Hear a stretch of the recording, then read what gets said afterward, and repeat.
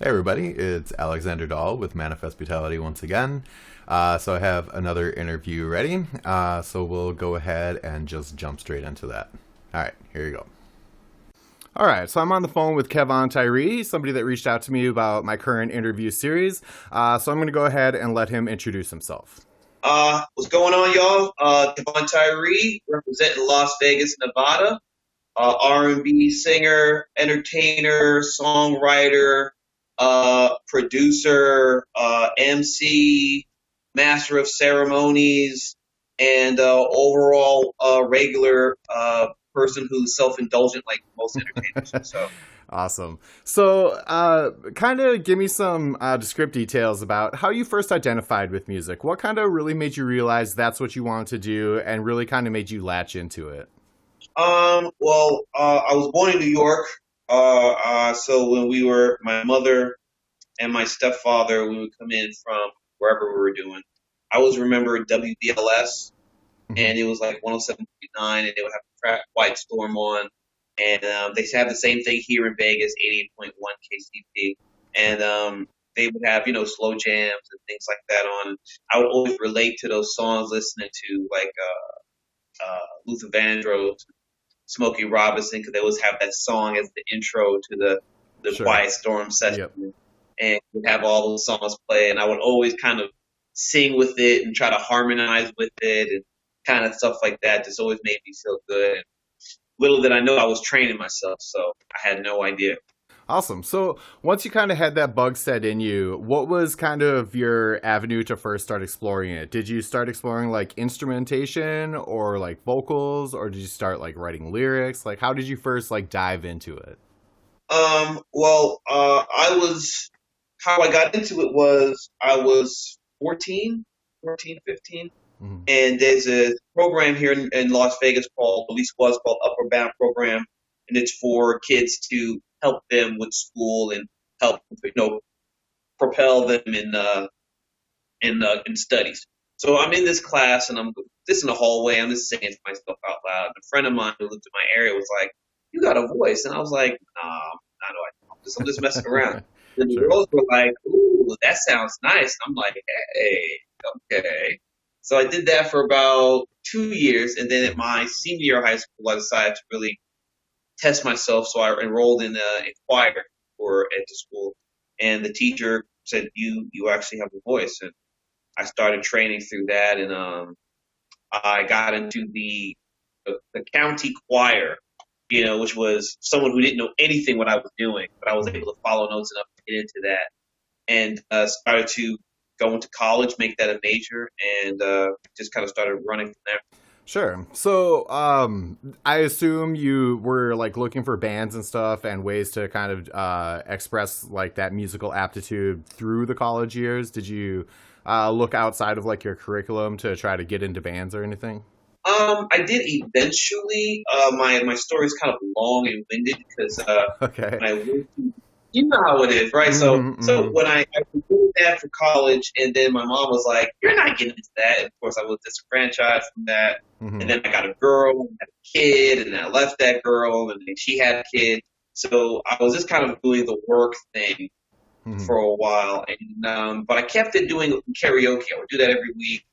That kind of in the back of my mind, I always knew I wanted to try it. I was looking for open mics here and there. Mm-hmm. I kind of used karaoke to get my stage presence together and interact with people. And it wasn't until like years later when I left Vegas and came back, I had a whole new mentality. I said, I really want to do this, Okay. like for real, for real. Sure. So when I got that situation, I forgot what it was. Someone put me on to this entertainer, piano player who's like a jazz guy here in Vegas. Mm-hmm. I did a few shows with him, and he had me play a few times with him. It was a good experience, and through him, I was able to make other connections, find other projects, be involved, and that's how I got kind of got my foot in the game. Okay. And so once you started playing with that person, did you kind of look for like another outlet to start working on your own stuff? or did that kind of propel you to start working with like other producers and stuff?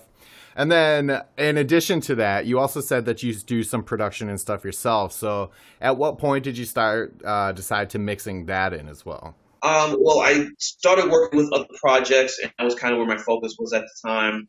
And then I met this kid, like actual kid, because by the Mm-hmm. time I'm in my 30s, I met this kid who's like in high school. You know what I mean? He's like 17, 18 years old. And he heard my videos and me performing, because people I recorded, put on YouTube, etc. Sure. And he reached out to me, and it was like he wanted me to work with him on some music, an album. So we spent about a few months together. I'll go to a spot, and it's like a senior in high school. You know what I Okay. mean? So it's like serious. So we go in. I help him with his stuff. He gave me a couple of tracks, and wrote to that myself, and that kind of got me in the door as far as recording Okay. and putting stuff out there out into to a broader scale. Sure. And so, in your opinion, what do you think is like the better way to kind of go to approach the recording dynamic? Do you prefer to do like single release digital releases, or do you prefer to write like a whole album kind of thing, or do you focus mainly on like a live performance?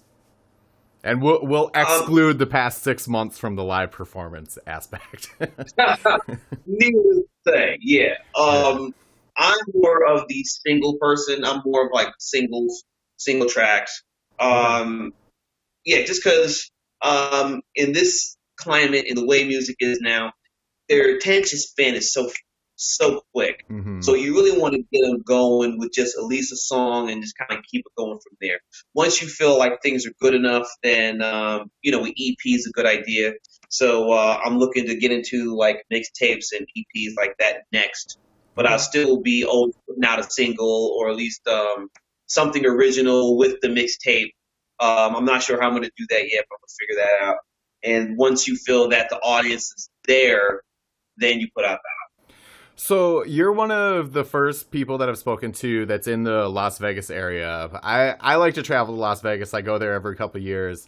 And one thing that I always notice when I'm down there is that the music scene both seems non-existent, but then also incredibly difficult to get into.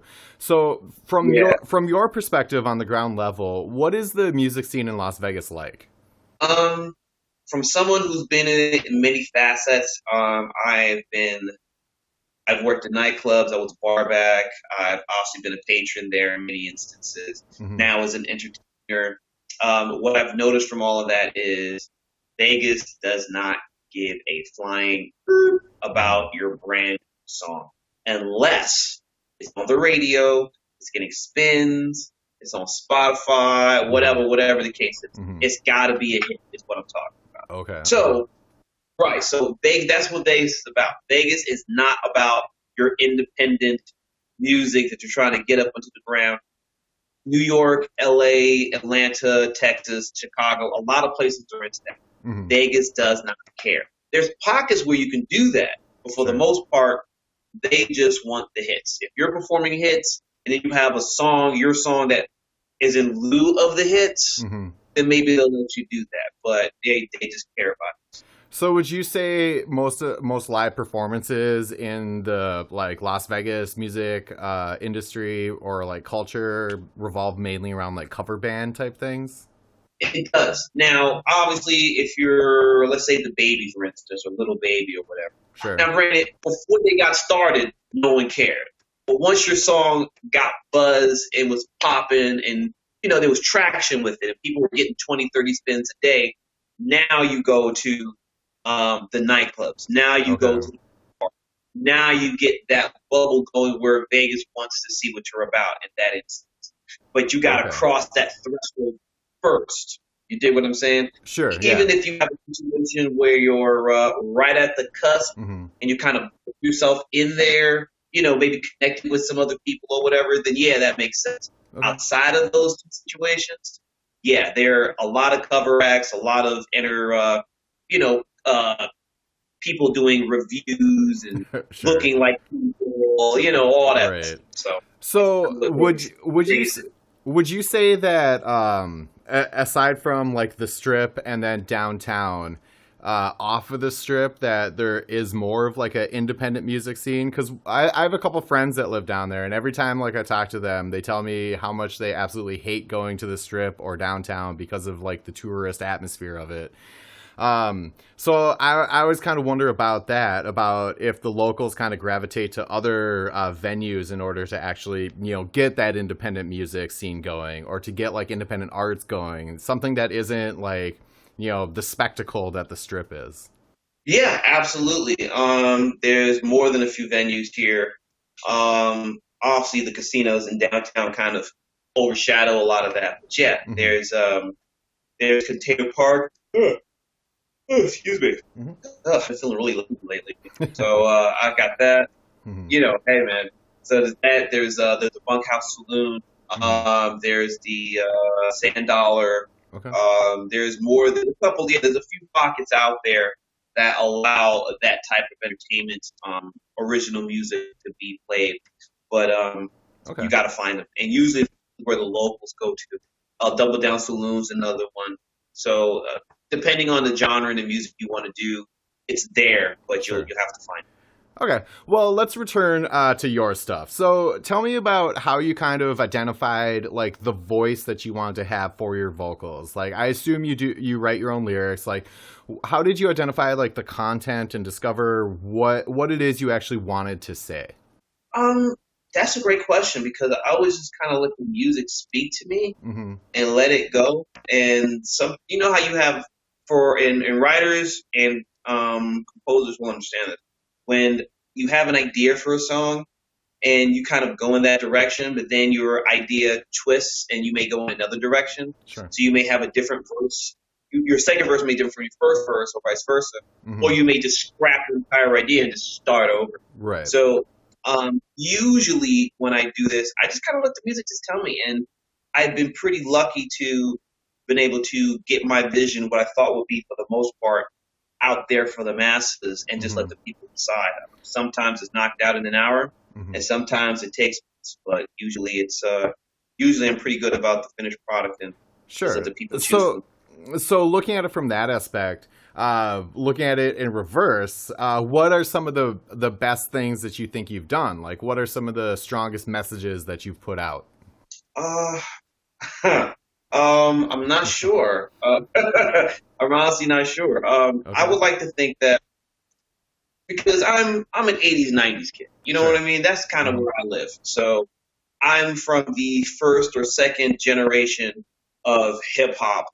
You know what I mean? With Mm-hmm. KRS One and all that stuff. Sure. And people love that. We got to the '90s with 112 and all that stuff, and Velvet DeVoe and Mm-hmm. all that kind of stuff. So a lot of music that I like to do kind of harkens from that stuff that other people have kind of obviously taken to the next level. Okay.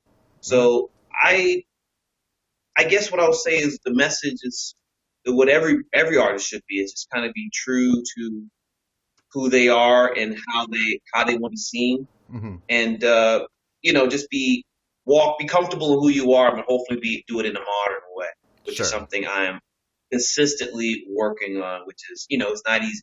It's a constant progression. I don't think anybody that I've spoken to is as currently content with where they are. They always want to, grow themselves. They want to do better than what they've done. Like nobody is at the end of Yeah. their road. Yeah. Listen. I mean, I see Usher. He's coming to Vegas next summer, Mm-hmm. and granted, he's been in the game for 20 years, so Mm-hmm. and he still wants to put out new material as we've noticed, and he still wants to do that with the stuff that he has. Sure. So if he's still pushing, hopefully there's room for the rest. I absolutely think that there is. And that's actually one of the reasons, one of the motivations of me starting this whole channel and kind of interview series was because I want there to be a better outlet and more outlets for independent artists, for unknown names to like get out there for people, for them to be found and for people to find them, because there's so much music out there. Oversaturation in the market is a good thing because it allows people to pick their preferences, and that's not bad. You're right. You're right. There's a lot of people that have these little niche, super niche things, and Exactly. they're. Have you seen this lady who has the married 5 kids? She always has the stuff on there, indie music stuff.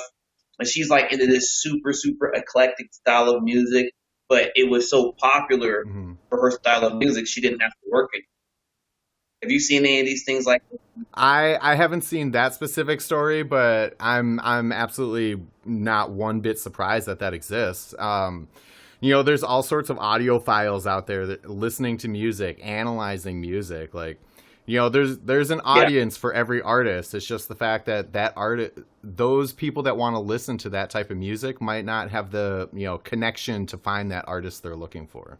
right, right. That's That exactly. anyway, that's kind of my motivation as to why I do this. But so why don't you share a couple stories about yourself of just really important things that have happened to you surrounding music and have really like galvanized your intent and desire to make music. Um, well, I'll start with my most recent one. I have two brothers that live in Atlanta, Atlanta, Georgia, and I have a cousin who lives out there. Hmm. And they're part of a crew. Well, they are the crew actually, called GP Mafia. Shout out to GP Mafia. You Hmm. know, Champ the General and Young Ray. You know, that's fam right there. And they one of young excuse me Champ the General has a new song coming out with Jim Jones, which he should have released by now, if I'm not Hmm. mistaken. So his grind and his stuff that he's been doing for the last 10 years, he's been strictly independent artist, and just getting the insight from him and just learning from him as far as capital and structure and connections and things like that. Have been very insightful.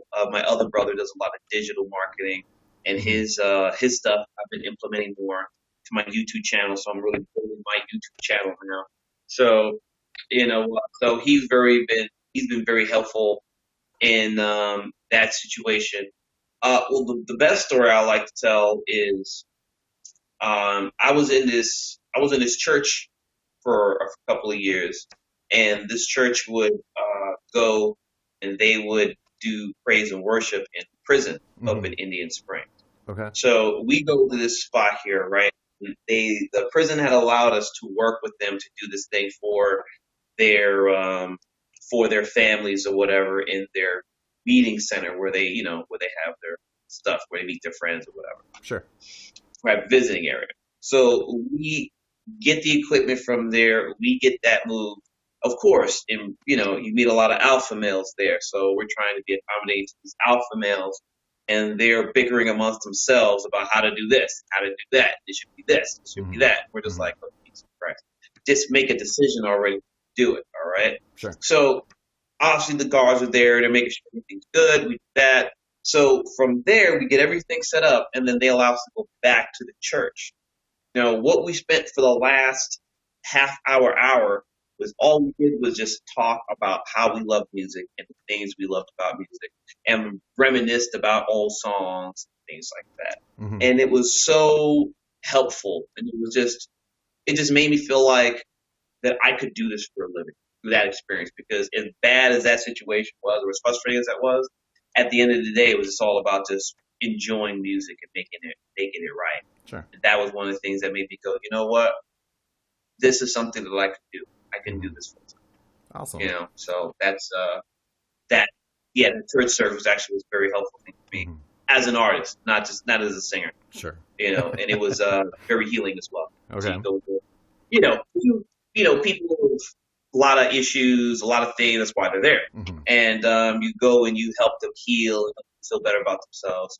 It was a great experience. So yeah, that's one of them. Cool. So why don't you take some time to kind of share some of your links? Where can people find some of your stuff to listen to, and any other like websites or anything that you want people to find you at? Well, okay, well, this is where I get my like full blown. I'm an entertainer, love music, Hmm. right? All right. So I got a new song coming out at the beginning of the month, at the 1st of October, called "Groove Me the Soul Managed Way," featuring the Soul Managed with the funk band. They are a original act here in Las Vegas. That will be premiering on all streaming sites on Spotify. You can look me up on there. On Kevon Tyree, interesting name, but if you just put Kevo, not I, O N Tyrre, simple enough, you'll find me. You'll find me in all your social media spots. So Hmm. you got my channel on YouTube, Spotify, LinkedIn for all those who want to do business situations. Of course, Facebook, Instagram, and Twitter. You can get me on KevonTyree.com. We're after the 1st of October, that song will be available to be paid for and downloaded. So you can always go there. And you can always catch the stuff I do once a week. I do a thing called Acapella Home Edition, which is just me singing with my cats singing background because, you know, one of them loved the spotlight. So Nice. you can go ahead and check those. I'll be pushing that every week, um, it's Wednesday, so every Wednesday, Thursday, and Friday. Hmm. So just come on out and check me out, and hopefully you like what you got. And if you do, hit a like, hit a share, hit a subscribe, and holla at your boy. Nice. Good push. So what I like to do is give the person I'm interviewing like the last word. So just a message you want to put out there that you feel like resonates with you. Okay. What I feel resonates with me would be everyone has to do what they need to do to make themselves happy. And if music is what it does to make yourself happy, please do it. Do not be foolish. Know how you want to do it. Some people are comfortable just doing the karaoke every week or just having the karaoke at home and doing a little Polynesian thing. They like to do that. That's great. Some people want to do it for a living like myself. Some people are kind of in the middle. Whatever it is you want to do, find your lane to do it and go after it. It's not going to be easy. It's not going to be fun in many instances. The business situation of this is long and arduous, as all people in the game will tell you, myself included, because there's stuff I'm still learning. But if this is what you want and this is your passion, there is no better thing than to live your passion day in, day out. And with the coronavirus, obviously, it makes it harder to perform and put stuff out there. But if you're a creator, it makes it easy for you to put music out there. So Dorian from Group 82 put this out. He was like, if it's now's the time with all the stuff, put content out, which is exactly what I'm going to do with my single and my videos on YouTube. So put it out there, learn, and keep pushing forward. And you know what? As long as you're consistent, then the skies will open up for you too.